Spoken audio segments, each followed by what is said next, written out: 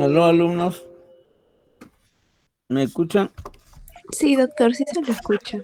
Ok, ahorita empiezo.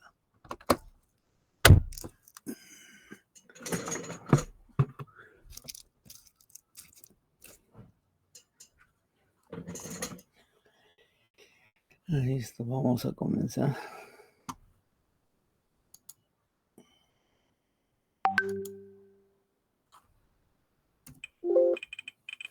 Vamos a hablar acerca de la última unidad, ¿no? El tema es miembro inferior. Los miembros inferiores están especializados, ¿no? En la locomoción, ¿no? Están especializados en el sostenimiento, o una de las funciones de los miembros inferiores es sostener el peso del cuerpo, ¿no? Imagínense el miembro inferior sosteniendo el pelvis, abdomen, tórax, miembros superiores, cuello y la cabeza, ¿no? Entonces, los miembros inferiores con el sobrepeso, ¿no? Va a haber alteración de las rodillas, de las articulaciones coxo-femoral, ¿no? Con el tiempo esto daña nuestras articulaciones, ¿no? Lo ideal es mantener un peso de acuerdo a nuestra talla, ¿no?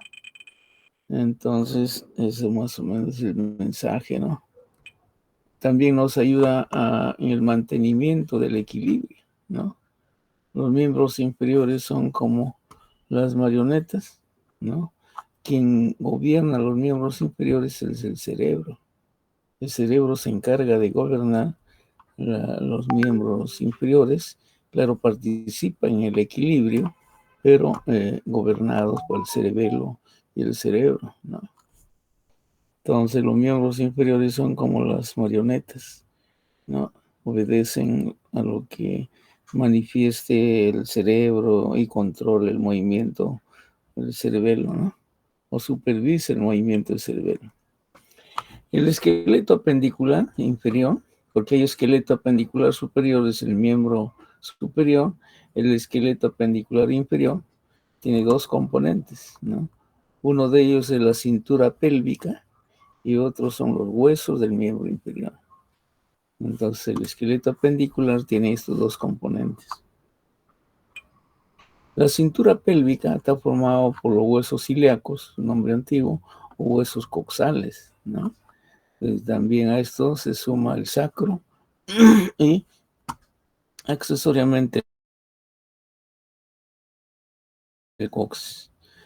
A esto también hay que agregarle las articulaciones de esto, que existen entre estos huesos, ¿no?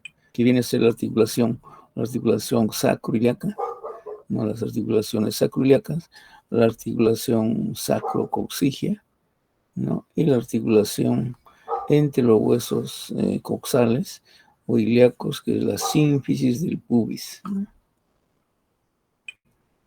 El hueso coxal, ¿no? Está formado por el ilion, por el isquion y por el pubis, ¿no?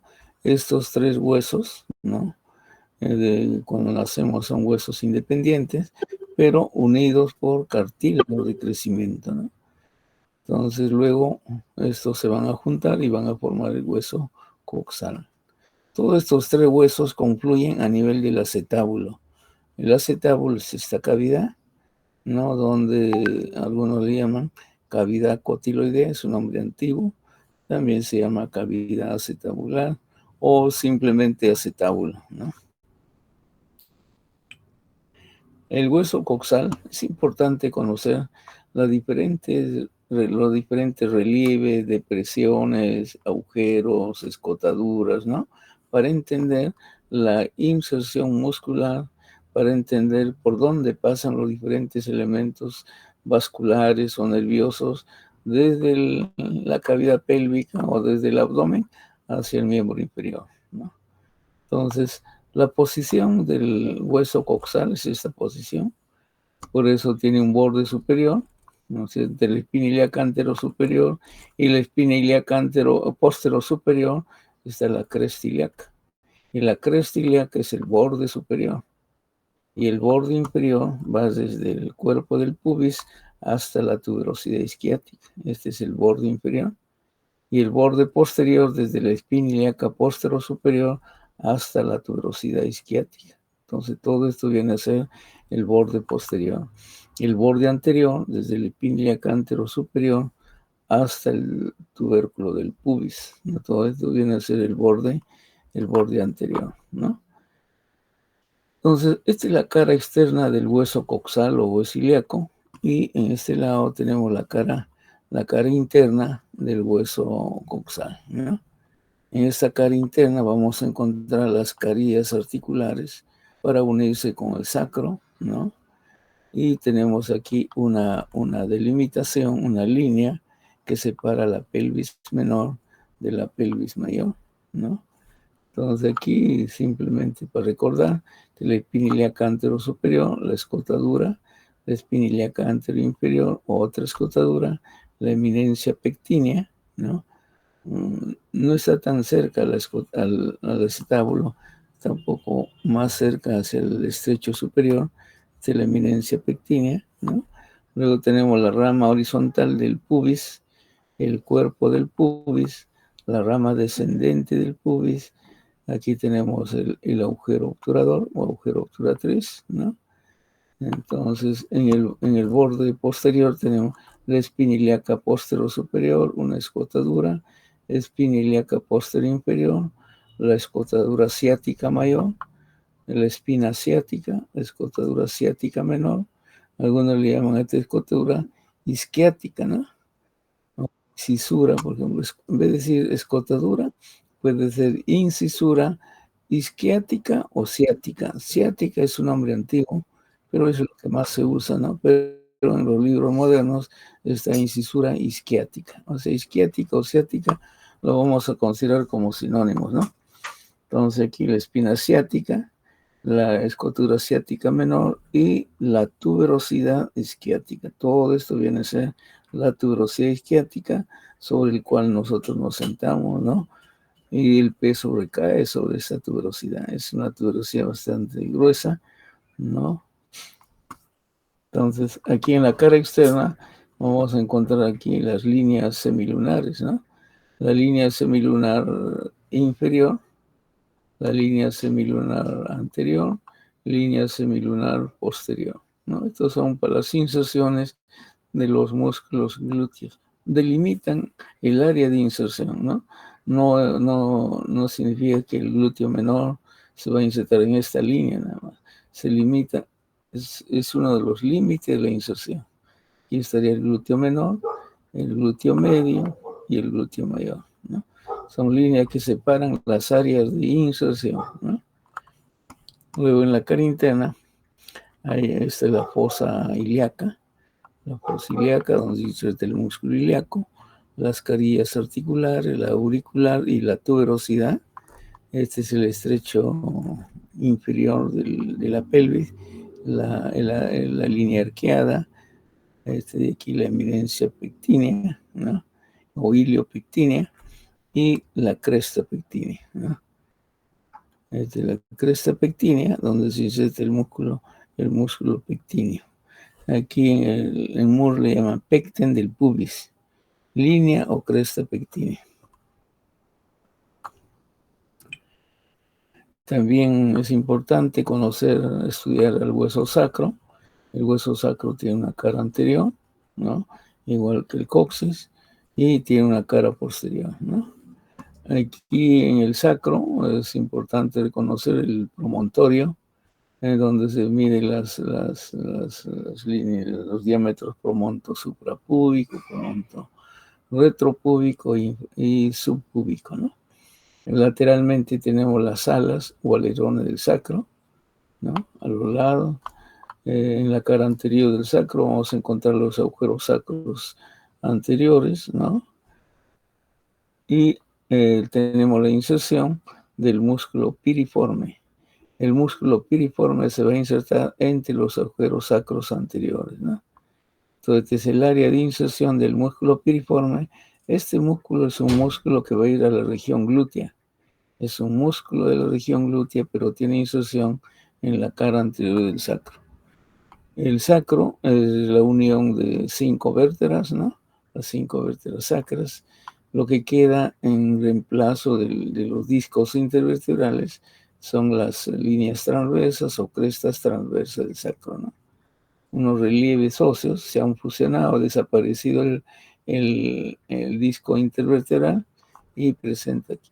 Esto puede suceder en todas las vértebras. Cuando hay problemas articulares, una artritis reumatoidea, ¿no? Artritis de diverso origen, puede empezar a desaparecer los discos y se fusionan las vértebras. Toda la columna vertebral se puede fusionar. Se llama columna en caña de bambú. Y el paciente pierde los movimientos, ¿no? De flexión, extensión, de rotación, en forma lenta y progresiva. A veces con el envejecimiento pasa esas cosas, ¿no? Luego tenemos aquí este es el vértice del sacro, ¿no? Y aquí comienza el coxis. El coxis está formado por 3 o 4 vértebras coxígeas, ¿no? Y también estas vértebras se van a unir entre sí, desaparecen los discos y finalmente terminan con un hueso coxígeo y el hueso sacro, ¿no? Y aquí habría una articulación sacro-coxígea. Esta articulación durante el parto vaginal se puede luxar hacia atrás, ¿no? Entonces tenemos aquí la cara posterior del sacro. Aquí tenemos los agujeros sacros posteriores, ¿no? No son exactamente como los anteriores, ¿no? Hay un trayecto, un ligero trayecto entre el agujero sacro posterior y el sacro anterior, ¿no? Donde en la línea media, donde se fusionaron las apófisis espinosas, existe la cresta, se llama cresta sacra media. Aquí es una cresta, ¿no? Y en la parte distal vamos a encontrar un orificio, se llama el hiato sacro. Por este orificio desciende el ligamento sacrocoxígeo, que viene desde el vértice de la dura madre, del saco dural. La dura madre es un elemento, ¿no?, que protege a la médula espinal. Y la médula espinal tiene tiene 3 meninges.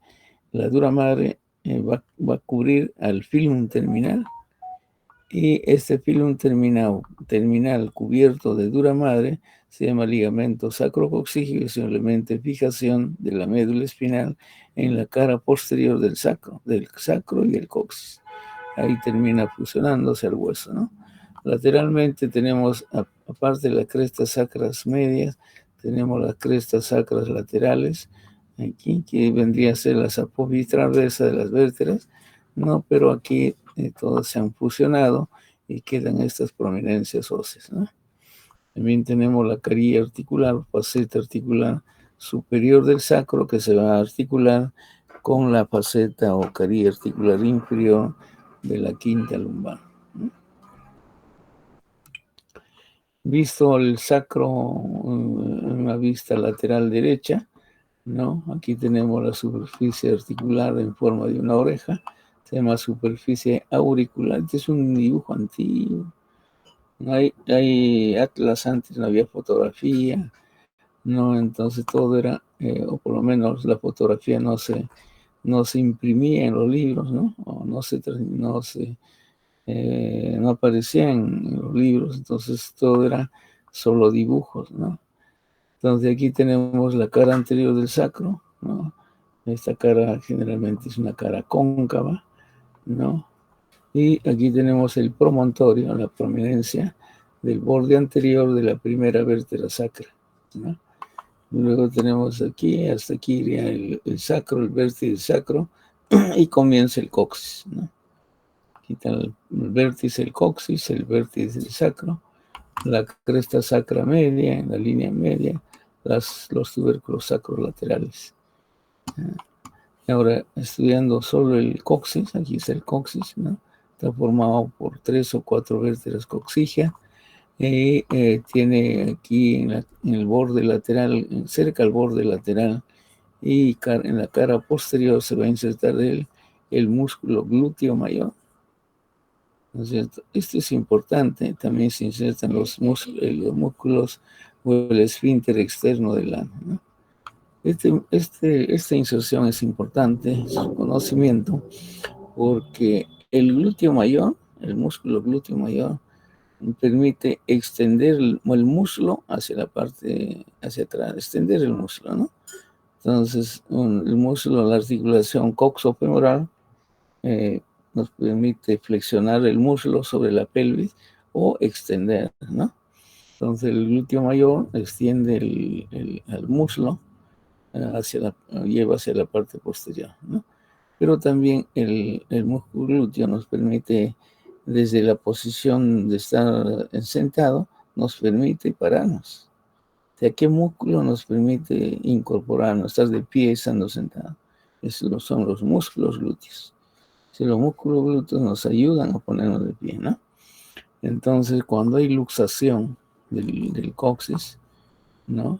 Una luxación es cuando deja de estar en contacto el sacro con el coxis. Se llama luxación coxigia o luxación sacrocoxigia de la articulación, ¿no? O parcialmente se separan, ¿no? Se llama luxación del coxis. Ahí solamente hay estiramiento de los ligamentos, ¿no? Y luego esto con el tiempo se va a reincorporar en su lugar, pero no dejan de estar en contacto, ¿no? O sea, separan, ¿no? Sin desplazamiento, una luxación sin desplazamiento. Entonces, cuando las personas están, las damas no están descendiendo a través de la escalera, ¿no? A veces con tacos, ¿no? Altos, ¿qué hacen? Se caen sentadas, se tropiezan y caen sentadas. ¿No? El dolor es intenso en la región glútea. Y luego, cuando viene la emergencia, nos dice, ¿no? Le preguntamos, ¿el dolor es más intenso cuando usted se sienta o cuando usted se para? ¿No? Entonces, para sospechar una luxación del coxis, y sabiendo que el glúteo mayor se inserta aquí, entonces, ¿cuándo actúa el glúteo mayor? Cuando nos paramos. Entonces, en ese momento el glúteo mayor se contrae. Al contraerse para incorporarnos, para mantenernos de pie o estar de pie desde una posición de estar sentada, entonces cuando se incorpora, cuando se para, el dolor es más intenso, porque la fibra del músculo del glúteo mayor, al contraer, se mueve al coxis y eso genera dolor, ¿no? Entonces, solamente haciendo esa pregunta, no uno puede decir, aquí hay una luxación coxigia, ¿no? Se le puede tomar una radiografía simple y ahí constatar lo que uno sospechaba, ¿no? Entonces, los conocimientos anatómicos, embriológicos, todos los conocimientos, al final sirven para hacer un diagnóstico de enfermedad.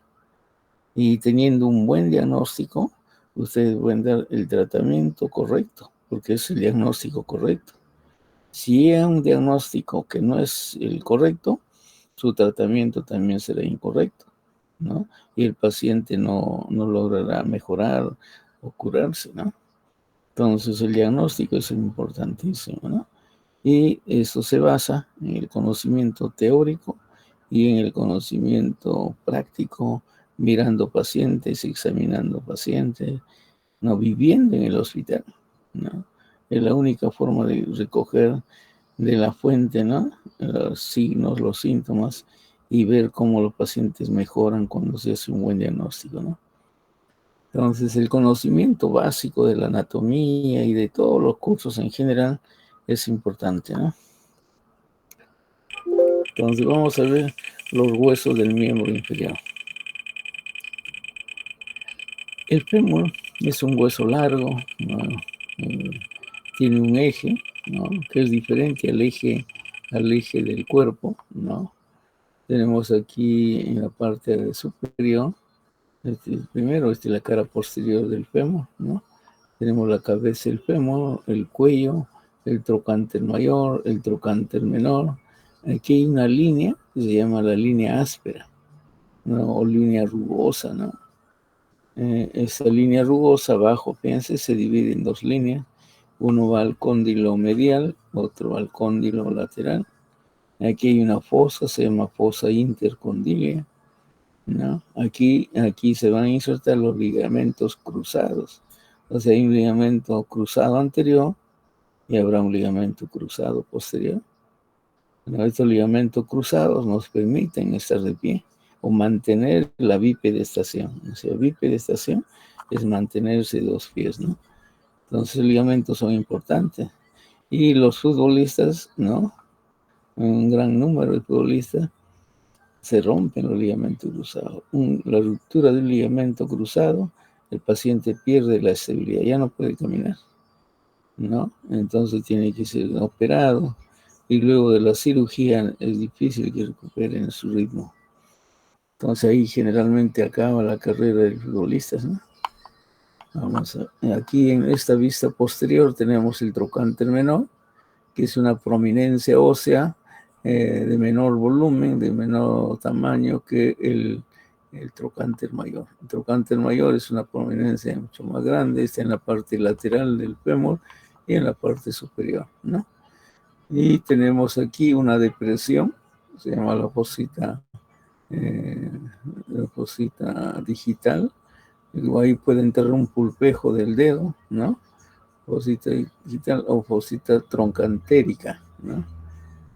De igual manera, aquí tenemos otra fosa en el centro de la cabeza del fémur. Tenemos una fosa, la fovea del fémur, ¿no? En la parte inferior tenemos el cóndilo lateral, el cóndilo medial. Aquí tenemos una prominencia ósea, se llama tubérculo del aductor, ¿no? Vamos a estudiar la epífisis proximal del fémur. Este es el fémur derecho por su cara anterior, el fémur derecho por su cara posterior. Tenemos aquí la cabeza del fémur, ¿no? Tenemos todo este es el cuello del fémur, ¿no? Aquí el trocánter mayor en la parte superior y lateral. Todo este es el trocánter mayor. Y hacia adentro, pero hacia la parte posterior, tenemos el trocánter menor. Aquí vemos parcialmente el trocánter menor porque está más hacia la parte posterior que hacia la parte en la vista anterior. Aquí habrá una línea, se llama línea intertrocanteria, un ligero relieve óseo, la línea intertrocanteria, pero visto por detrás tendremos aquí un relieve mucho más prominente, no todo esto, y aquí se llama cresta. Adelante se llama línea intertrocanteria y aquí es una cresta intertrocanteria, ¿no? Y esta cresta se está uniendo el trocánter mayor con el trocánter menor, ¿no? Y aquí tenemos la fosita digital o fosita trocantérica, ¿no? La fosita trocantérica, ¿no? Ahí se va a insertar el obturador externo y otros músculos por encima de esta fosa, ¿no? Aquí están los nombres, ¿no? También le llaman fosita redonda esta, o fosita de la cabeza del fémur. Aquí en esta fosita se va a insertar un ligamento, se llama ligamento redondo, ¿no? O sea, el ligamento redondo nace en la cabeza y se va al acetábulo. En el fondo del acetábulo, ahí se va a insertar. O sea, es un ligamento intraarticular. Ustedes pueden liberar todos los ligamentos que está uniendo, se une el fémur con el hueso coxal. Rompen, cortan todos los ligamentos, pero no lo van a poder desarticular, separar del hueso coxal, porque ese ligamento es intraarticular, ¿no? Habría que agarrar un instrumento curvo, entrar entre el acetábulo y esta cabeza para llegar a cortar esto, ¿no? Entonces profundo, porque no lo vamos a poder apreciar, ¿no? Eso se ubica en el trasfondo del acetábulo, aquí, ¿no? Al 17 se conoce como fosa acetabular, aquí, ¿no? O trasfondo del acetábulo. Aquí se va a insertar el ligamento redondo, no es intraarticular, ¿no? Entonces tenemos aquí la cabeza del fémur, la fosita de la cabeza, fosita redonda, ¿no? Tenemos el trocánter mayor visto por delante y por detrás, el cuello, la línea intertrocanteria, y por detrás está la cresta intertrocanteria. Entonces es la cresta. En cada uno de estas prominencias, de estos altorrelieves de hueso, se va a insertar un músculo, ¿no? Los músculos, imagínense, están fijos al hueso durante 60, 70, 80 años. Entonces, atraccionan al hueso compacto, ¿no? Entonces, esto se eleva. Si ustedes ven huesos de niños, ¿no? Es más liso, tiene menos prominencias, ¿no? Apenas rugosidades, ¿no? Porque todavía no tiene el tiempo suficiente de tracción como para generar esto. O sea, a mayor edad, mayores prominencias óseas. A mayor masa muscular, mayores prominencias, mayores rugosidades, mayores relieves óseos, ¿no? Entonces, todas estas prominencias es producto de potentes músculos que traccionan al hueso y le dan esas formas, ¿no? Ahora, la epífisis distal, ¿no? Antes vimos la epífisis proximal, la epífisis distal del fémur del lado derecho, visto por su cara anterior, visto por su cara posterior, ¿no? Aquí podemos observar, ¿no? Aquí podemos observar, primero reconocer los cóndilos, ¿no? Entonces, si este es del lado derecho, este es el cóndilo lateral, ¿no? Y este es el cóndilo medial, ¿no? Ahora, aquí vamos a encontrar, este es el cóndilo, este se llama epicóndilo lateral, y este es el epicóndilo medial. Por encima del epicóndilo medial vamos a encontrar el tubérculo del aductor, otro relieve óseo. El tubérculo del aductor o del tercer aductor. Hay un músculo que se encuentra en el compartimiento medial del muslo, ¿no? Un músculo de gran volumen, termina aquí. Tiene un fascículo que termina aquí. Entonces tiene su propia elevación. Se llama tubérculo del tercer aductor o del aductor mayor, ¿no? Tenemos aquí una superficie articular en la parte central para la patela o rótula. La rótula que está en la rodilla se articula con el hueso, con el fémur. Este es su área de articulación, porque por fuera es el cóndilo lateral y por dentro el cóndilo medial, ¿no? En la cara posterior, igual tenemos, estos son los cóndilos mediales, ¿no? Aquí es el tubérculo del tercer aductor, ¿no? O de aductor mayor. Este es el cóndilo medial, el cóndilo lateral. Y entre ambos cóndilos, aquí hay una fosa. Esta fosa es profunda. Entra aquí todo un pulgar, ¿no? Aquí por delante no es observable, apenas una escotadura, pero por detrás se puede aquí ingresar con un dedo pulgar, no es profundo. Entonces estos relieves condilios son más evidentes, son más prominentes hacia la parte posterior. De tal forma que aquí nos deja una fosa, se llama fosa intercondilia, ¿no? La fosa intercondilia, ¿no? Y por arriba aquí tenemos un triángulo, ¿no? Se llama la región poplitea, ¿no? O superficie poplitea. Y está delimitado por estos relieves óseos, ¿no? Son relieves óseos para músculos diferentes, ¿no? Donde se llama relieve óseo lateral o cresta lateral del fémur, cresta medial del fémur, ¿no? Y están delimitando la región poplitea o triángulo poplitea, ¿no? Entonces aquí es lo mismo ya con sus nombres. Aquí tenemos el cóndilo lateral, por encima el epicóndilo lateral, el cóndilo medial, por encima el cóndilo medial, por encima el epicóndilo medial, y más hacia arriba un tubérculo.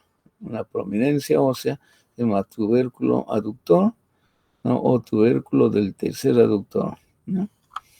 Y aquí tenemos la superficie patelar o superficie el cual va a estar en contacto con la patela, con la cara posterior de la rótula o patela, ¿no? Y la superficie condilar, ¿no? Lateral y medial. Entonces, visto por su cara anterior, la epífisis distal. La epífisis distal visto por su cara posterior, tenemos, estos son los cóndilos mediales, el cóndilo lateral, y en el cóndilo, por encima del cóndilo medial, tenemos el epicóndilo medial y el tubérculo aductor, visto por detrás, ¿no? Aquí está la fosa intercondilia, es una fosa intercondilia, entra todo un dedo, ¿no? O el pulgar, ¿no? Y estos cóndilos tienen cuatro caras, ¿no? Esta sería la cara anterior del cóndilo. Abajo estará la cara inferior, ¿no? Y por detrás la cara posterior, ¿no? Entonces tiene cara anterior, cara inferior, cara posterior. Pero además de eso tiene una cara medial y tiene una cara lateral, ¿no es cierto? También tiene una cara superior aquí. Entonces tiene cara superior, cara inferior, cara medial, no cara lateral y cara medial para este cóndilo. Entonces en realidad tiene 6 caras, ¿no? Ahora, para el cóndilo lateral, tendrá cara lateral, ¿no? Esta es la cara medial, ¿no? Esta es cara lateral, cara medial y cara lateral, ¿no? Y cara superior, ambos tienen cara superior, ambos tienen cara inferior y ambos tienen cara anterior. Todos los ligamentos cruzados se van a insertar en estas caras, ¿no? Uno en la cara lateral del cóndilo medial y otro en la cara medial del cóndilo lateral. Igual, los ligamentos cruzados son ligamentos intraarticulares, ¿no? Estos ligamentos cruzados irán de la tibia hacia el cóndilo lateral, de la tibia hacia el cóndilo medial. Por encima tenemos la superficie poplitea, ¿no? Tiene forma de un triángulo, pero aquí ya estaríamos entrando al cuerpo o diáfisis del fémur. Esto es la superficie poplitea, ¿no? Por aquí van a aparecer la arteria poplitea y la vena poplitea, ¿no? Entonces aquí su contenido, la arteria y vena poplitea con sus ramas, ¿no? En la profundidad, ¿no? Visto por detrás, ¿no? Para explicar aquí las estructuras, ¿no? Donde se insertan diversos músculos y para estudiar aquí la diáfisis, ¿no? Del fémur. En la parte central, este es su borde posterior del fémur, pero esta línea si uno pasa el dedo, es una línea áspera, se llama línea áspera, en la parte central, pero esta línea áspera hacia abajo se va a bifurcar, no se bifurca. Uno para el cóndilo lateral, o otro con dirección al cóndilo medial. Y hacia arriba se va a trifurcar, se divide en 3 líneas. Uno para el trocánter mayor, ¿no? Otra línea para el trocánter menor y otra línea para el cuello, con dirección al cuello del fémur. Entonces la línea áspera hacia arriba se trifurca y hacia abajo se bifurca. En la línea áspera se van a insertar los músculos aductores, ¿no? Son 3 aductores. Por dentro se insertará el vasto medial y por fuera el vasto lateral, que son porciones del cuádriceps. El cuádriceps tiene vasto medial, vasto lateral, vasto intermedio y recto femoral, 4 fascículos. Entonces, a esta línea interna, no línea medial, se llama línea para el vasto medial, que va con dirección esta es la que va a ir con dirección al cuello. Y esta otra rama, ¿no? Que es la línea para el glúteo mayor, ¿no? En la parte superior de la línea para el glúteo mayor hay una rugosidad, ¿no?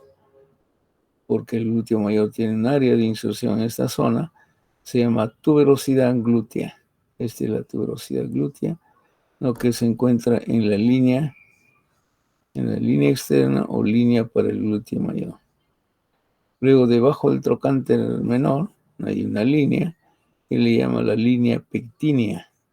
Es para el músculo pectíneo, ¿no? Aquí se va a insertar el músculo pectíneo. En la parte inferior tenemos una línea continua, ¿no? Y se llama cresta supracondilia lateral. A este le llaman cresta supracondilia lateral, ¿no? Y aquí se llamará cresta supracondilia medial. Pero la cresta supracondilia medial no es continua como esta, ¿no? Entonces aquí de pronto la cresta, aquí palpan una cresta, claro, no es tan prominente, no es un alto relieve, no palpan y de pronto desaparece la cresta, ¿no? Y después vuelve a aparecer y termina en el en el tubérculo del tercer aductor o del aductor mayor. ¿Por qué aquí desapareció? Porque aquí el músculo que es el aductor mayor se va insertando, se inserta, viene de arriba, de la tuberosidad isquiática viene y se va insertando así. Y de pronto salta sus inserciones, ¿no? Y ahí termina y luego se inserta aquí. Entonces va a dejar aquí un espacio, ¿no? Como un puente, ¿no? Para formar el anillo del tercer aductor, ¿no? Al aductor mayor también le llaman tercer aductor. Se forma un anillo, ¿no? Por donde va a transcurrir, por aquí desciende la arteria femoral y cuando atraviesa el anillo, cambia de nombre de arteria femoral a arteria poplitea, ¿no? Entonces, es necesario la existencia de este anillo, ¿no? Porque cómo pasaría la femoral hacia el compartimento posterior. Entonces la arteria femoral desciende por aquí y cuando está en el anillo, ahí cambia de nombre. Ya no se llama arteria femoral, se llama arteria poplitea. Ya está en la región poplitea, ¿no? Entonces esa arteria se llama arteria poplitea desde el anillo para abajo y del anillo para arriba se llama arteria femoral, ¿no? Con la vena es al revés.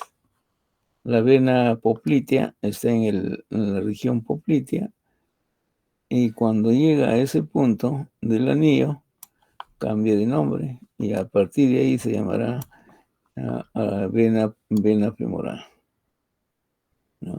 Entonces, es importante aquí la presencia de este espacio que permite que estos vasos, ¿no? De una región pasen de una región anterior, pasen a una región posterior, ¿no? Si nos preguntan el anillo del tercer aductor, ¿cuál es el contenido? Sería el límite entre arteria femoral y arteria poplitea.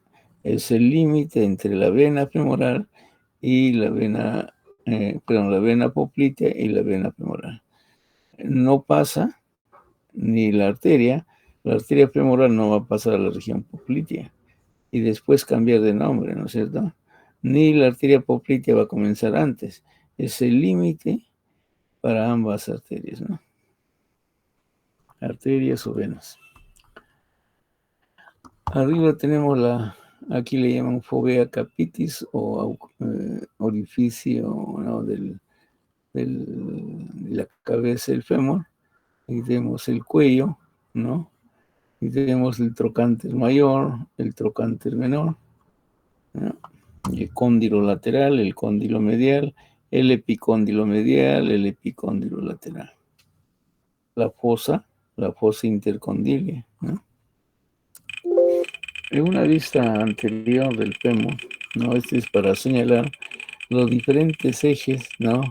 El fémur no es vertical, ¿no? Su posición anatómica no está en una posición vertical. La que vemos aquí es la posición del fémur, ¿no? Entonces aquí partimos de un plano horizontal. El plano horizontal, paralelo al suelo, es el plano que pasa tocando la parte más baja de los cóndilo, del cóndilo medial y con entonces ahí lo asentamos, ¿no? Podemos agarrar el fémur y lo asentamos sobre una mesa y nos vamos a darnos cuenta que el fémur no es vertical, ¿no?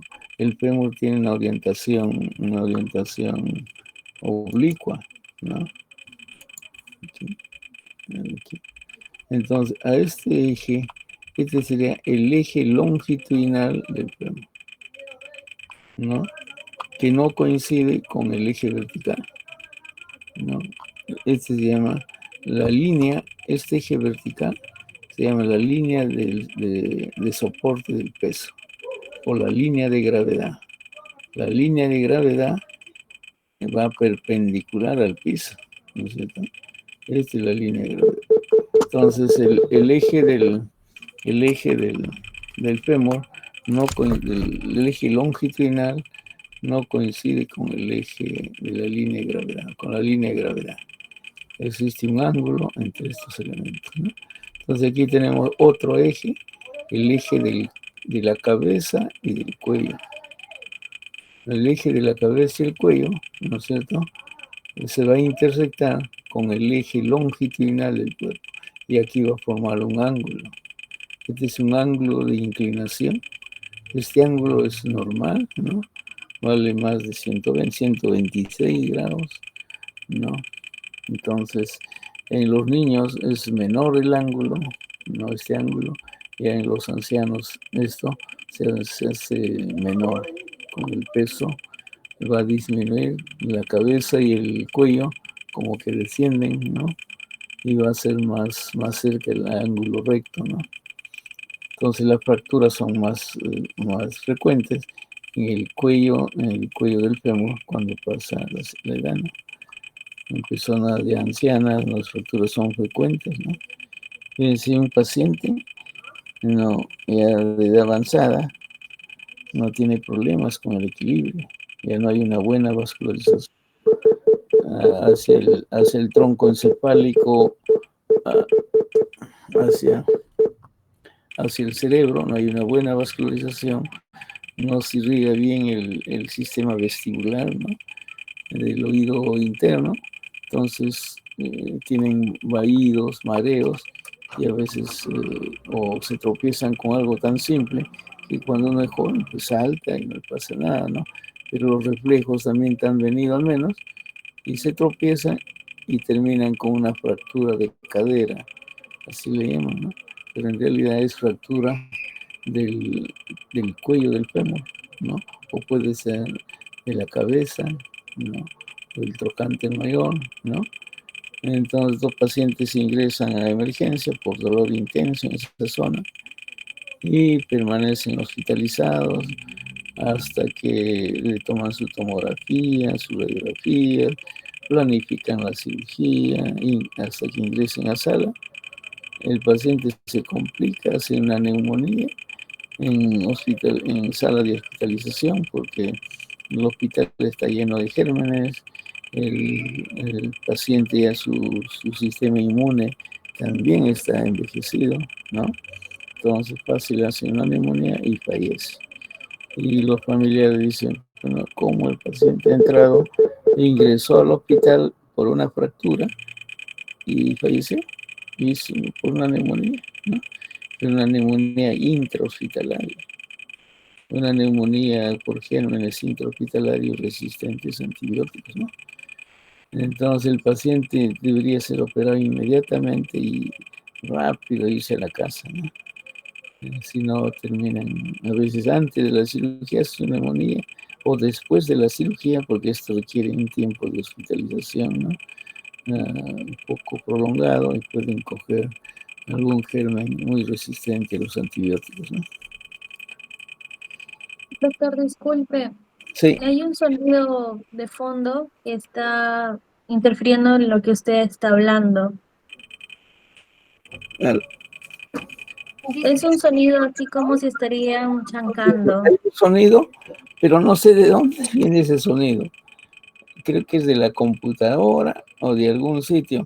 Y todavía voy a llevar al técnico, lo llevaré porque hay un sonido de rato en rato hay un sonido, ¿no? Yo igual, cuando estoy digitando algo, hay un sonido, ¿no? Y la única forma, en algunas oportunidades lo apago y lo vuelvo a prender y desaparece, ¿no? Entonces ese es el tema que hay con esto. Yo que tengo computadora hace mucho tiempo, es diferente. Este comprado hace como antes de la pandemia, pero antes de tener y nunca nos pasaba, ¿no? Debe ser algún problema en el sistema, no sé. La única forma es apagarlo y prender. Y ahí desaparece, nos deja un tiempo y de nuevo vuelve a aparecer. Entonces, seguiremos, ¿no? Porque no hay forma de bloquear. Es, Ya, doctor, está es, bien. muy, es muy incómodo, o se puede tolerar o no. Ya se detuvo, doctor. Ya, ok, vamos a seguir a ver. Entonces aquí tenemos el ángulo de inclinación, ¿no? Por ejemplo, en un niño de 3 años el ángulo de inclinación es de 135. En el adulto es 126 grados. Y en personas ancianas el ángulo disminuye. Y aquí es más frecuente las fracturas, ¿no? Uno, la osteoporosis por el envejecimiento. Dos, la fragilidad, no hay una buena nutrición, ¿no? El aparato digestivo también no es el mismo, ya no se aprovechan los nutrientes, no, ya los reflejos se pierden, hay pérdida de la estabilidad, ¿no? Entonces todo eso contribuye, ¿no? a estas fracturas, ¿no? Que son frecuentes, ¿no? Entonces, ahora, existe otro ángulo, se llama el ángulo de torsión. Y aquí tenemos el eje, ¿no? El eje longitudinal sería el punto, ¿no? Aquí no lo podemos trazar este eje, ¿no?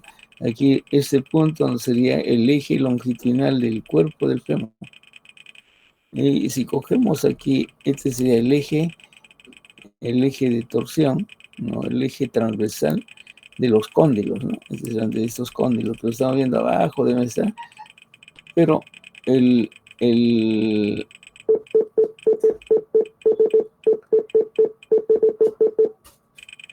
ya, pero el eje de la cabeza y el cuello es este. Entonces, este eje es diferente al eje transverso, ¿no? Al eje transversal. Aquí hay una diferencia de 12 grados, ¿no? Entonces, también este eje también influye más en el problema de fractura, ¿no? Lo hace más frágil, ¿no? Entonces, aquí visto por su cara anterior, algunas de las incisiones musculares, ¿no? En la cara anterior del fémur y en la epífisis proximal, ¿no?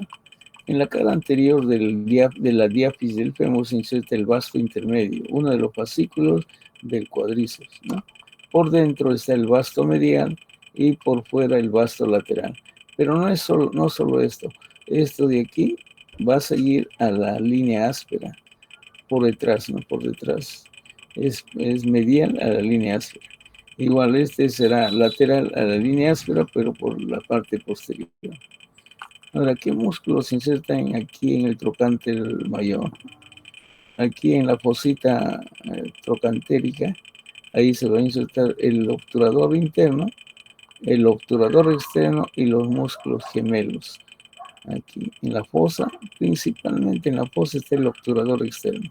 Por encima de la fosa, el obturador interno. No, y a los lados del obturador interno están los gemelos. Son músculos pequeños, le llaman gemelos o géminos, ¿no? Entonces, esta es la cara medial del trocánter mayor. El trocánter mayor tiene una cara medial, una cara superior, una cara lateral, una cara anterior y una cara posterior. Entonces, en cada cara se inserta un músculo diferente. En la cara medial, el obturador interno y el obturador externo. Pero el obturador externo en la fosa, en la fosa propiamente, ¿no? Por encima de la fosa, el obturador interno. A los lados del obturador interno, hacia arriba, el gemelo superior y debajo el gemelo superior o gemino, ¿no? Y en el borde superior, aquí arriba, el piriforme, este que está pintado acá, es en el borde superior o cara superior, el piriforme. En la cara externa, aquí no está pintado, en la cara externa el glúteo medio, el glúteo medio. El glúteo medio es un músculo potente, ¿no? Que es en toda la cara externa está. En cambio, el glúteo menor está en el borde anterior o en la cara anterior, solo en esta zona, ¿no? En el trocánter menor, aquí se va a estar el iliosoas o psoas ilíaco, ¿no? Ahora, aquí, visto en una vista posterior, tenemos arriba el glúteo medio, se va a insertar en la cara externa aquí. El piriforme en la cara superior. Cara superior, el piriforme. Cara externa, el glúteo medio. En la cara posterior del trocánter mayor o cresta intertrocanteria, el cuadrado femoral. Aquí es el cuadrado femoral. Y en el trocánter menor, el iliosoas o psoas ilíaco, ¿no? Ahora aquí, en la línea áspera. En la línea áspera principalmente están los aductores. El aductor largo, ¿no? El aductor menor, ¿no? Y el aductor magno. El aductor mayor es este de aquí. El aductor mayor, el que viene hasta el tubérculo del tercer aductor, este de aquí, ¿no? Este es el aductor mayor o aductor magno. Más hacia adelante, el aductor menor, más pequeño, y esta inserción es del aductor largo. El aductor largo está también por delante del aductor menor. O sea, viene desde aquí, así por delante. Y continúa por aquí, ¿no? Porque para poder visualizar al aductor menor, primero vemos al aductor largo. Detrás del aductor largo está el aductor menor. Pero el aductor largo continúa hacia la parte inferior, hasta aquí. Entonces, la línea áspera, principalmente están los tres aductores, ¿no? Los tres aductores. Ahora, hacia adentro, este de aquí, este es el vasto medial. Medialmente es el vasto medial, a la línea áspera. Lateralmente a la línea áspera está el vasto lateral el vasto lateral, ¿no? Entonces, la línea áspera al centro, vasto lateral, vasto medial. Aquí tenemos, esta es la cara medial, porque esta es la cabeza del fémur. Aquí es el vasto medial, ¿no? Entonces, la línea áspera está aquí, por dentro de la línea áspera, ¿no? Hacia la parte medial, el vasto medial, ¿no? El hueso con la edad, ¿no? Empieza a ser más poroso y estos poros son más grandes, no hay menos tejido óseo, ¿no? Entonces estos huesos son más frágiles, ¿no? Durante cualquier traumatismo que una persona relativamente joven puede soportar, ¿no? Ellos no pueden, fácilmente se fracturan. La osteoporosis, no solamente con el envejecimiento hay osteoporosis, también hay pérdida de la masa muscular, ¿no? Entonces, esta pérdida de masa muscular, pérdida de tejido óseo, ya no hay un buen control del equilibrio, ¿no? Uno, siendo joven, se tropieza inmediatamente, puede saltar, ¿no? Ahí los reflejos están más vivos, más despiertos, ¿no? Entonces, en cambio, en la persona de edad se va perdiendo todo eso y son más frágiles ante traumas de pequeña intensidad, ¿no? Terminan en fracturas, ¿no? Entonces, aquí tenemos los huesos de la pierna. El único hueso del muslo es el fémur. Los huesos de la pierna, ¿no?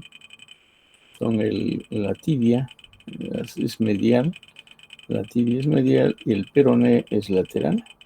Al peroné también se llama, en los libros, en el muro le llaman fíbula, pero su nombre antiguo es peroné.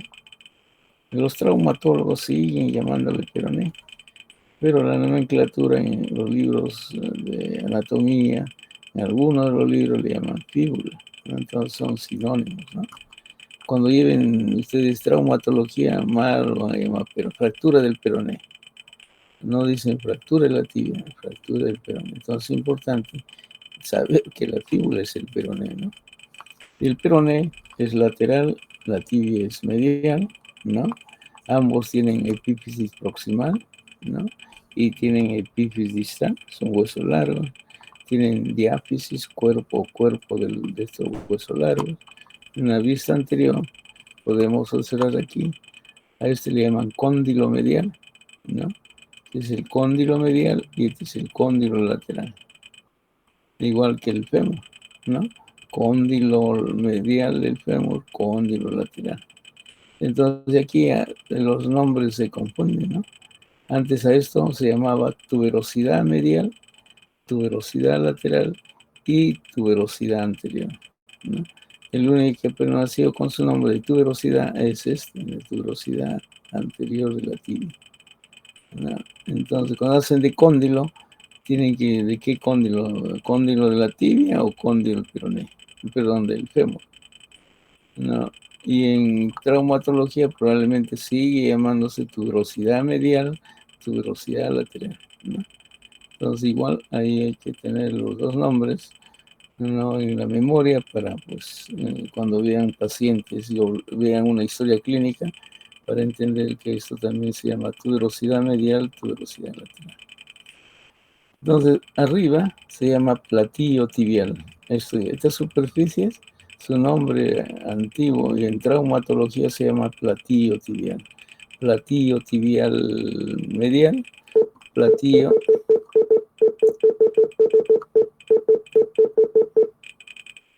tibial lateral, ¿no? Ahí están los platillos tibiales donde se va a encontrar aquí un menisco, se llama el menisco lateral, y aquí un menisco medial. Los meniscos hacen posible que los cóndilos del fémur, que son grandes, ante superficies pequeñas de la tibia, no encajen, ¿no? Este es plano, en cambio la superficie del cóndilo es más convexo, ¿no? Entonces no encaja exactamente. Entonces para eso existe aquí un menisco, se llama menisco articular, es un tejido fibroso, fibrocartilaginoso, que rellena el contorno para que el cóndilo encaje de la mejor forma, ¿no? Entonces va a haber mejor estabilidad. Entonces habrá un menisco articular lateral, un menisco articular medial, ¿no? De esta forma hay una mejor estabilidad de la articulación de la rodilla. Entre ambos platillos tibiales o superficie articular, ¿no? Existen unas espinas, ¿no? Espinas articulares, espinas tibiales, ¿no? Lateral, espina tibial medial, es un nombre antiguo, aquí le llaman eminencia intercondilar. Entonces, estas son las eminencias. Entonces, el ligamento cruzado anterior se va a insertar por delante de las eminencias intercondiles o espina condyle, aquí. Se llama el ligamento cruzado anterior. El ligamento cruzado posterior en esta área se llama área retroespinosa. El cruzado posterior aquí. Entonces, los nombres de cruzado anterior y posterior se refieren donde se inicia, ¿no? El cruzado anterior y aquí estará el cruzado posterior. De aquí se va al cóndilo, igual de aquí a la cara interna, aquí a la cara externa del cóndilo. Ahora lo vamos a ver, ¿no? Entonces, ahora, esa es la epífisis proximal de la tibia. La epífisis proximal del fémur, a esto se llama cabeza del fémur. No hay mayor detalle aquí en la cabeza del peroné. No hay mayor detalle, solo que aquí se inserta el bíceps. El bíceps femoral se va a insertar en la cabeza del peroné. Otra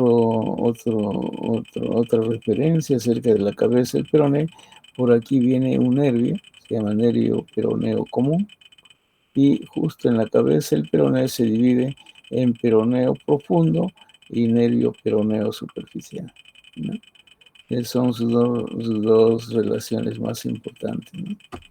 Y es palpable. Ustedes palpan la rodilla en la parte lateral, ahí van a palpar la cabeza del peroné. Esto es palpable, ¿no? Entonces, en la cara o la tibia tiene tres bordes. Un borde anterior, que es este de aquí. Tiene un borde medial, que es este de aquí. Y tiene un borde lateral. El borde lateral está mirando al peroné, también se llama borde interóseo, porque en este borde interóseo se está insertando la membrana interósea. Esta es la membrana interósea. La membrana interósea está en el borde lateral de la tibia y en el borde medial del peroné, ¿no? Entonces, si yo corto al peroné, a la tibia en forma transversal, la tibia tiene tres caras, una cara medial, una cara lateral y detrás una cara posterior. Es una sección como de un triángulo, ¿no? Cara medial, cara lateral y cara posterior. Borde anterior, borde medial y borde lateral o borde interóseo, ¿no? Igual la fíbula o peroné tendrá un borde anterior, un borde medial o interóseo y un borde lateral. Cara lateral, cara lateral, cara medial y cara posterior, ¿no? Entonces, a estos huesos lo une la membrana interósea, ¿no? De esta membrana interósea hacia adelante estará el compartimiento anterior de la pierna, por detrás estará el compartimiento posterior y lateralmente el compartimiento lateral. Hay tres compartimientos, ¿no? Si hacemos un corte transversal, tres compartimientos musculares, ¿no? Acompañados de sus venas, de sus arterias, de sus nervios correspondientes. En la parte inferior tenemos el epífisis distal de la tibia y del peroné. A estas prominencias que nosotros también lo podemos palpar en nosotros mismos, ¿no? Aquí se llama malleolo medial, pero su mejor nombre es malleolo tibial. Malleolo tibial y malleolo peroneo, ¿no? Entonces, o malleolo medial, malleolo lateral, ¿no? Entonces, esas son las prominencias que nosotros podemos palpar en uno o en el paciente, ¿no? Cuando el paciente viene al consultorio, ustedes tienen que al examinar, debe decir, doctor, me duele aquí, ¿no? Entonces ustedes al palpar, parte del examen, parte de la historia clínica es el examen físico. La historia clínica tiene dos partes, ¿no?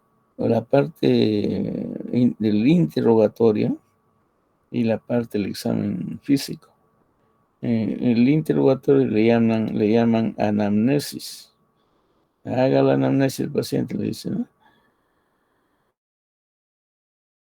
Entonces ustedes empiezan a preguntar la edad, ¿no? Dónde ha nacido, de dónde viene, porque nace en Piura, pero vive en Lima pues hace 50 años, ¿no? Entonces hablar de nacimiento, legal de procedencia, el trabajo, el tipo de trabajo, ¿no? Después algunos hábitos, fuma, bebe alcohol, ¿no? O drogas, ¿no? Hay pacientes que... Todos esos datos son importantísimos. Ustedes tienen que ser expertos preguntando. Deben sacar todos los datos y deben ser expertos examinando al paciente, ¿no? Y se llama el examen clínico, cuando uno va examinando, ¿no? Palpando, o auscultando, o percutiendo, ¿no? Entonces, para eso tienen que saber la anatomía, ¿no? Entonces el paciente le dice, doctor, me duele el frente aquí. Entonces hay un dolor en el malleolo, en la historia clínica. ¿De cuánto tiempo? Hace 3 semanas que tengo un dolor aquí. ¿Tiene algún antecedente? Tienen que saber guiar al paciente para guiar el diagnóstico. ¿No hay algún antecedente, alguna caída, ¿no? Algún traumatismo, ¿no? Entonces también vale eso, ¿no?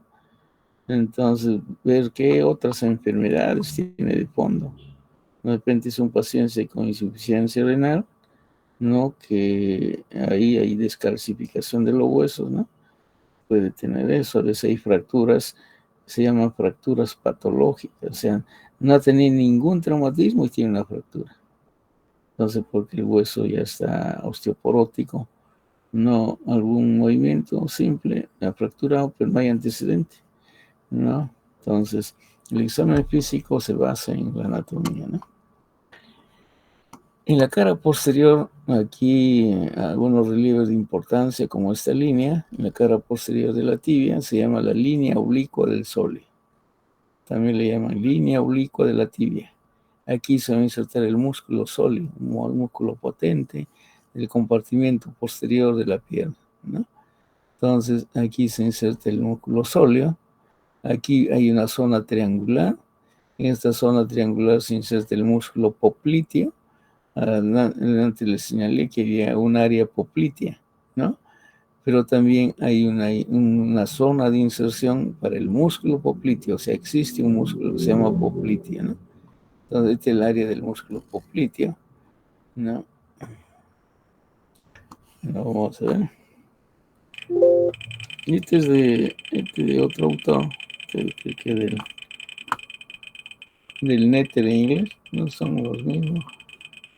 Todos los huesos tienen un foramen, todos los huesos son tejidos vivos, y los tejidos vivos tienen agujeros nutricios, o sea, por ahí entra una arteria, sale la vena, todos los huesos tienen agujeros nutricios, ¿no? Este es del mu, ¿no? Aquí existe un orificio, aquí en la membrana interósea existe un orificio para los vasos. Por aquí viene la arteria poplitea. La arteria poplitea llega hasta este nivel, pero por detrás, por aquí. La arteria poplitea viene por detrás, ¿no? Y se llama arteria poplitea hasta la inserción, el borde inferior del músculo poplitea, hasta aquí. Hasta ahí se llama arteria poplitea. Y luego la arteria poplitea se divide en una arteria tibial posterior, que baja por detrás de la tibia, y aquí da una rama, ¿no? Que se llama arteria tibial anterior. La arteria tibial anterior atraviesa este orificio y la arteria tibial pasa por aquí, ¿no? Entonces aquí podemos dibujar. La arteria poplitea desciende por aquí, ¿no? Cuando esté en el borde inferior del popliteo o del anillo del sóleo, ahí va a haber un anillo a este nivel, ahí cambia de nombre. Va por detrás de la tibia, se llama arteria tibial posterior. Hasta aquí es arteria poplitea. Y luego va a salir la tibial anterior, aquí. Y se va hacia este agujero.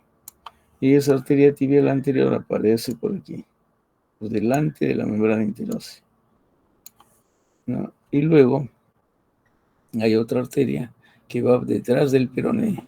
Esa arteria sale de la arteria tibial, ¿no? Aquí. Y se ubica aquí.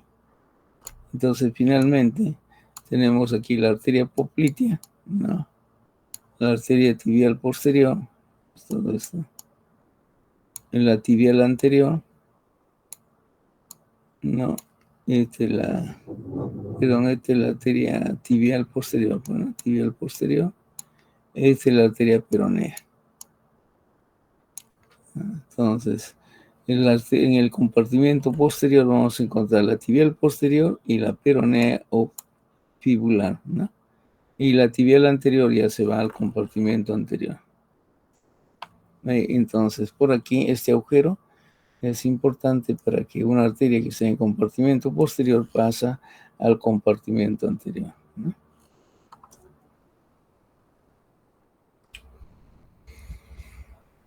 Aquí tenemos algunas inserciones musculares. Aquí habíamos dicho la línea del sóleo para el músculo sóleo.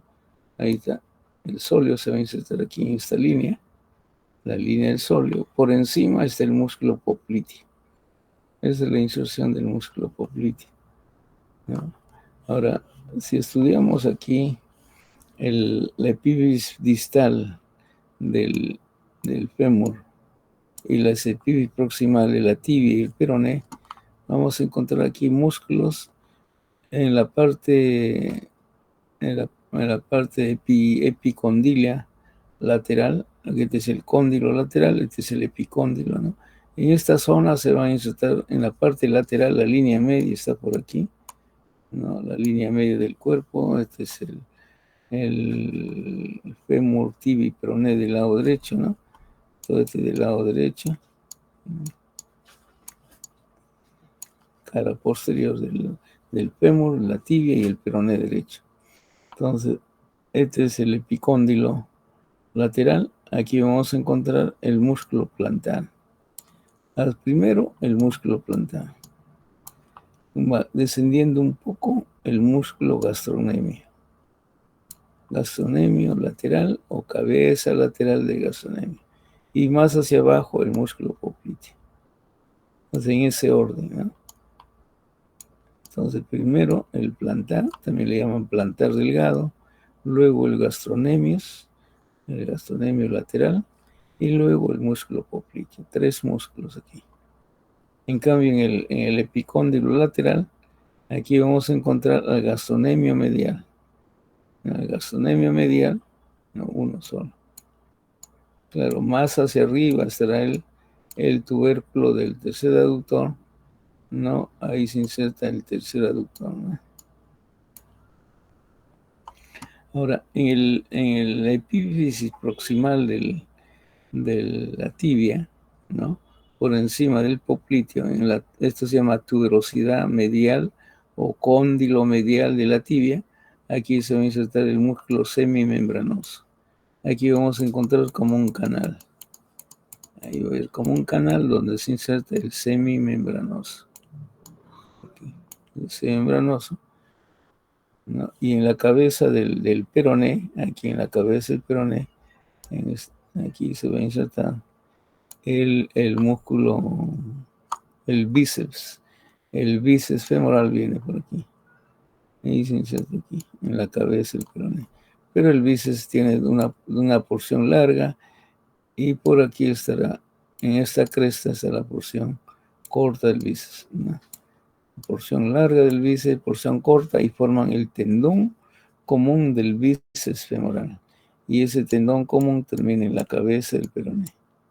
¿Sí? Esta es la fosa poplitea, las espinas intercondilias, ¿no?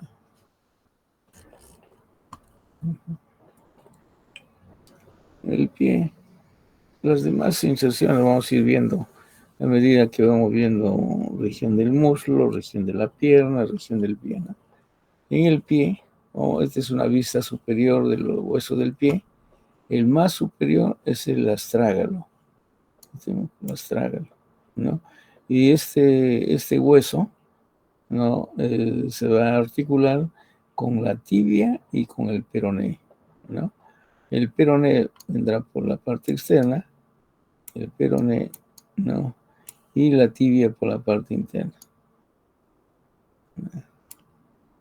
Pero esta es la parte interna, esta es la parte interna. O sea, aquí estará el peroné y aquí estará la tibia, ¿no? O sea, aquí estará el maleolo peroneo y por aquí el maleolo tibial, ¿no? Entonces, debajo del astrágalo, este hueso que está por debajo, ese es el calcáneo. El calcáneo es todo este hueso, ¿no? Es el calcáneo. Delante del astrágalo vamos a encontrar al navicular o escafoideo. Hueso navicular o escafoides, ¿no? Y delante del calcáneo, o sea, el astrágalo, es la cabeza del astrágalo. La cabeza del astrágalo se articula con el escafoides o navicular. La parte anterior del calcáneo se va a articular con el cuboides, ¿no? Y aquí el astrágalo se está articulando hacia abajo con el calcáneo, ¿no? Ahora, el escafoides o navicular se va a articular con las 3 cuñas. Aquí con la cuña medial, ¿no? Con la cuña media y con la cuña lateral. Son las tres cuñas o cuneiforme, algunos le llaman, ¿no? Y lateralmente esta tercera cuña o cuña lateral o cuña externa con el cuboides, ¿no? Ahora, estas cuñas, las tres cuñas, también se llama primera cuña, segunda cuña. De la parte medial afuera se cuenta primera cuña, segunda y tercera cuña, ¿no? Estas cuñas ya se están articulando con los metatarsianos, ¿no? Los metatarsianos también están numerados. Este es el primer metatarsiano, es de afuera, de adentro hacia afuera. Segundo metatarsiano, tercer metatarsiano, cuarto metatarsiano y quinto metatarsiano. Es de adentro hacia afuera, ¿no? En la mano era al revés, de afuera hacia adentro los metacarpianos, ¿no? Ahora, estos metacarpianos se van a articular ya con la falange proximal, todos son falange proximal, ¿no? Y aquí la falange proximal del dedo gordo, aquí no se llama pulgar, aquí es el dedo gordo, se articula la falange proximal con la distal, ¿no? Hallux también le llaman al dedo gordo, le llaman hallux, ¿no? Con H. Y aquí tendríamos la falange proximal con la media y la media con la distal, igual con cada uno de los dedos. También existen estos espacios, los espacios interóseos. Este será el primer espacio interóseo, el segundo espacio igual se cuenta de afuera, de dentro hacia afuera. Tercer espacio interóseo, cuarto espacio interóseo. Y van a ser ocupados, igual que en la mano, por músculos interóseos dorsales y hacia la planta interóseos plantares, ¿no? Ahora, esta es una vista superior, visto de arriba, el pie del lado derecho. Este es visto por abajo, el pie del lado igual, del lado derecho. Pero esta es una vista plantar, ¿no? Entonces, aquí primero tenemos al calcáneo, ¿no? Y arriba tenemos al talus. Se llama al astrágalo, también se llama talus. En el mur le llama talus, pero la nomenclatura antigua es astrágalo. Y los traumatólogos van a seguir llamando astrágalo, ellos no cambian. Igual que en ginecología y obstetricia, la pelvis es con la nomenclatura antigua, ¿no? Entonces, astrágalo o talus, ¿no? Luego tenemos que el calcáneo, habíamos dicho que se inserta con el cuboides, la cabeza del talus o astrágalo con el navicular o escafoides, ¿no? Y aquí estarían las cuñas, de la primera cuña, la segunda cuña y la tercera cuña. Y este es el cuboides. Y estos se van a articular con los metatarsianos, ¿no? También vamos a encontrar algunos huesos, se llaman huesos sesamoideos, ¿no? Huesos sesamoideos. Ahí se insertan algunos músculos, algunos grupos de fibras musculares, ¿no? Aquí en una vista lateral del pie del lado derecho, aquí podemos observar ya el astrágalo en toda su integridad. Tenemos aquí, esta es la cabeza del astrágalo, que se articula con el hueso escafoides o navicular, ¿no? El astrágalo hacia abajo se va a articular con el calcáneo, ¿no? Se llama articulación subastragalina. Esta es la articulación subastragalina, ¿no? Aquí el escafoides articulando con esta vista, con las cuñas, ¿no? Se va a articular con las tres cuñas, y aquí el calcáneo con el cuboides, ¿no?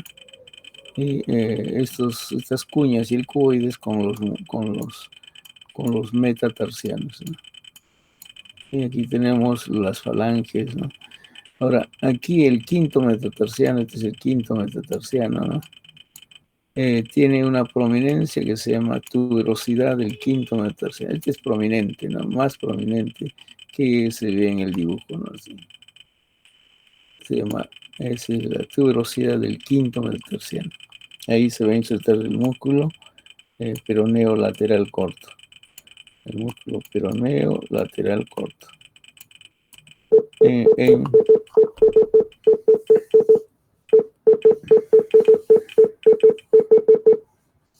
la tuberosidad del quinto metatarsiano, el peroneo lateral corto. Y en el dorso del quinto metatarsiano, para diferenciar en cuanto a la ubicación, aquí se va a insertar el músculo tercer peroneo. El músculo, o sea, en el dorso del quinto metatarsiano, en la epífisis proximal, está se llama tercer metatarsiano. Perdón, tercer peroneo. El músculo se llama tercer peroneo o peroneo anterior. Luego tenemos aquí, esta es la parte lateral, la parte medial igual. Aquí tenemos la articulación entre el talus o astrágalo con el calcáneo. El calcáneo aquí tiene una prominencia, este es prominente. No, aquí no se ve, pero es prominente. No, este prominente está en parte, está soportando el peso del cuerpo a través del astrágalo. Este es un relieve es un relieve que sobresale, ¿no? Y ahí se está articulando. Este relieve se llama el sustentáculo tali, ¿no? El sustentáculo tali, ¿no? Estas son las tuberosidades del calcáneo. Esta prominencia se llama tuberosidad.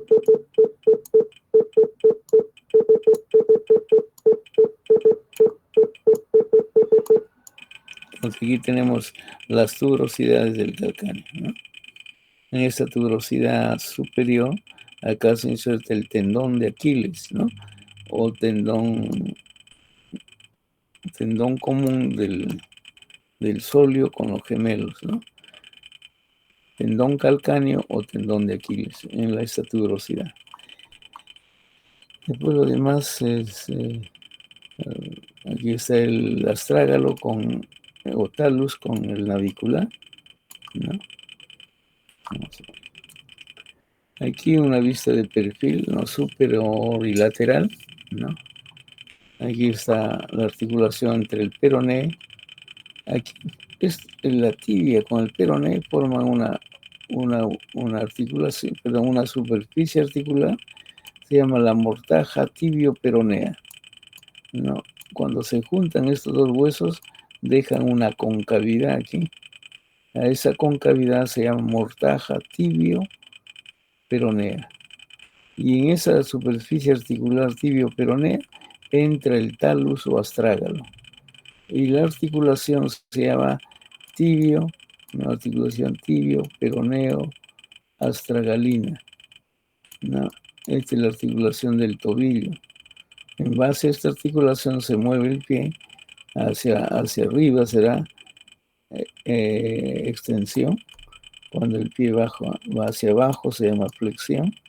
Entonces el movimiento es de extensión y aquí hacia abajo flexión, ¿no? Igual que la mano, si se olvidan, siempre colocan su mano como si fuera su pie.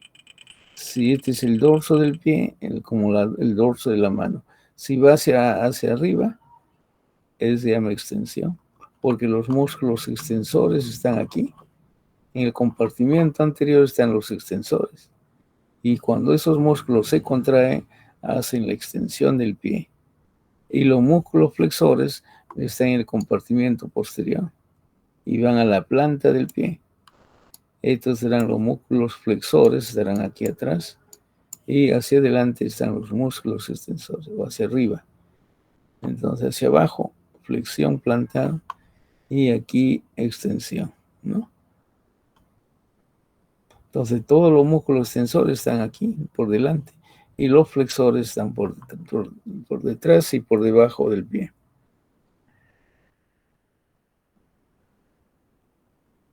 Vamos a ver. Es lo mismo en otra.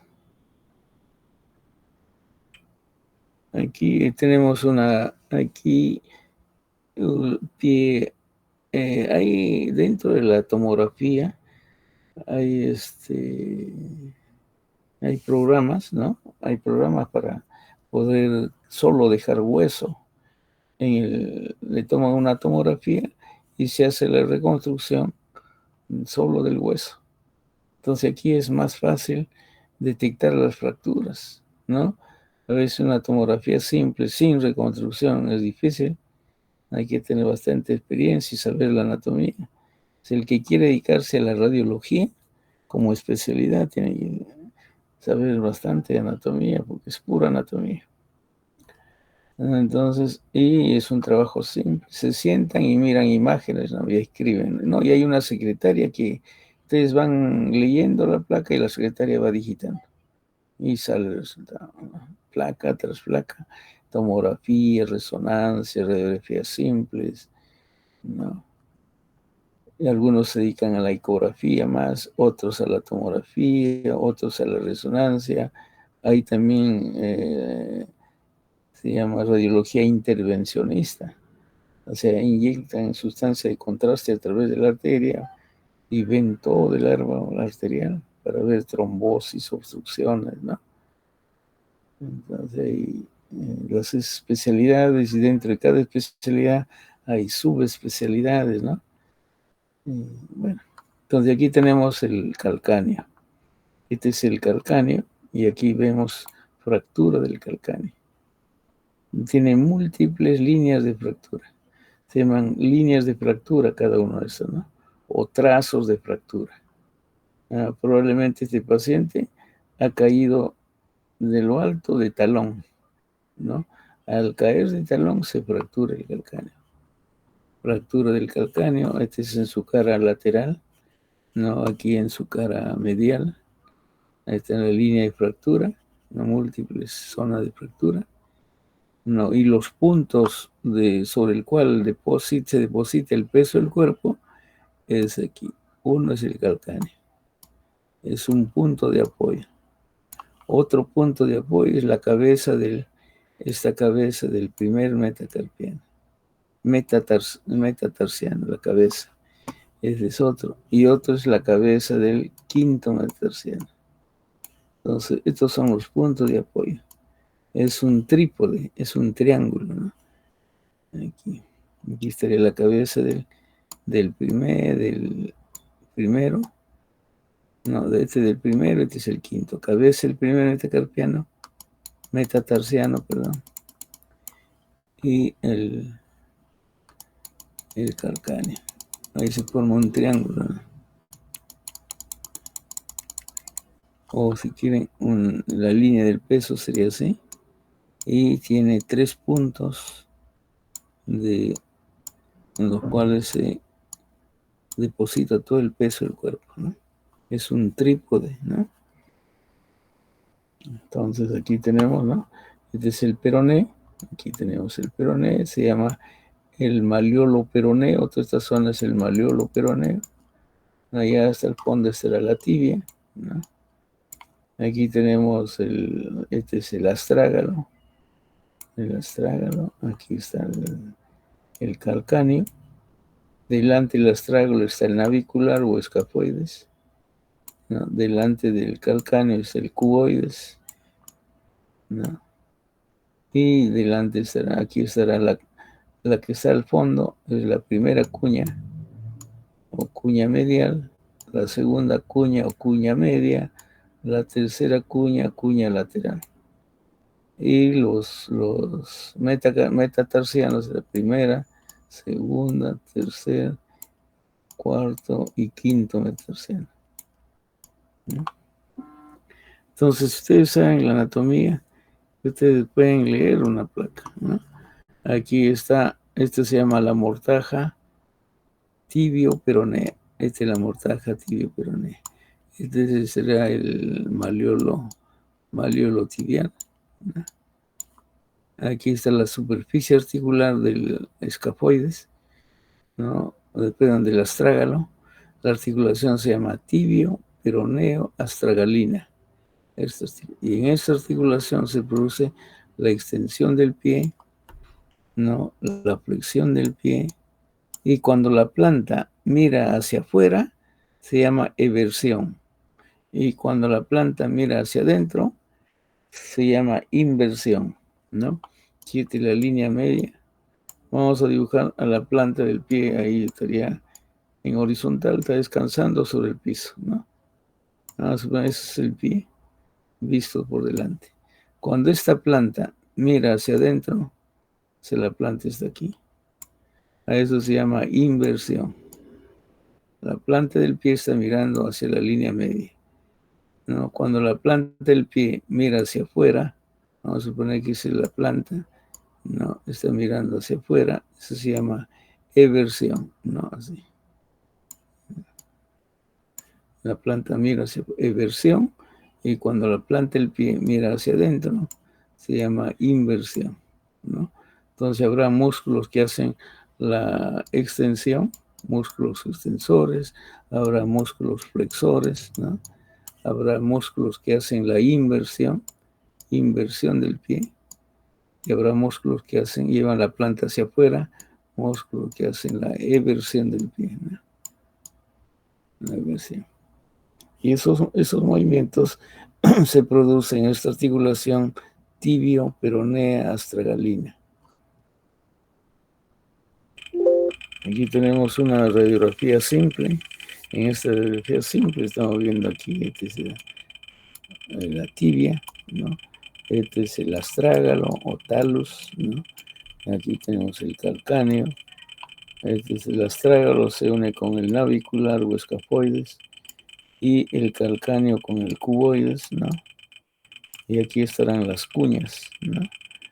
Las cuñas, este es este de aquí, la cabeza del primer metatarsiano, y al otro lado la cabeza del quinto metatarsiano. Entonces el peso del cuerpo recae sobre la tuberosidad inferior del calcáneo, sobre la cabeza del quinto metatarsiano y la cabeza del primer metatarsiano, ¿no? Sobre esos puntos, ¿no? Ahora, ¿por qué sobre esos puntos? Porque normalmente tiene que haber una concavidad, un arco antero-posterior, que va de adelante hacia atrás, y debe haber un arco transverso, ¿no? O sea, el pie tiene dos arcos, ¿no? La planta del pie, ¿no? Un arco longitudinal y un arco transverso, ¿no? ¿Por qué es importante los arcos? Para dejar un espacio aquí por donde pasan las arterias, las venas, los nervios. Entonces, pacientes con pie plano estarían comprimiendo la arteria, el nervio, ¿no? No habría una buena vascularización. Entonces es importante los arcos plantares, ¿no? Aquí, imágenes más cercanas. Aquí tenemos la articulación tibio-peronea astragalina, ¿no? La articulación subastragalina, ¿no? Y fíjense, los espacios articulares deben ser uniformes. Los espacios uniformes. Igual aquí, ¿no? Entonces, cuando ustedes vean, claro, aquí en una radiografía, las imágenes se van a superponer, ¿no? Pero con la práctica ustedes empiezan a ver los espacios interarticulares, ¿no? Aquí son uniformes. Eso cuando hay sospecha de fractura, ¿no? O alguna enfermedad articular, ¿no? A veces el trazo de fractura apenas se ve, pero aquí hay un desnivel, ¿no? El frente, una superficie está a un nivel, el otro está a otro nivel. O sea, no hay una continuidad, ¿no? Entre las superficies articulares, o el espacio interarticular no es uniforme. Entonces ahí sospechan de una fractura, ¿no? Y ahí pedirán de repente una tomografía, pueden hacer cortes, hay programas para hacer cortes en la tomografía, ¿no? Ya, ahí nos vamos a quedar y en otro día podemos hacer hacer la región glútea. Gracias, alumnos. Hasta mañana. ¿Aló? Muchas gracias, Muchas doctor. gracias, doctor, por su tiempo. Gracias, doctor.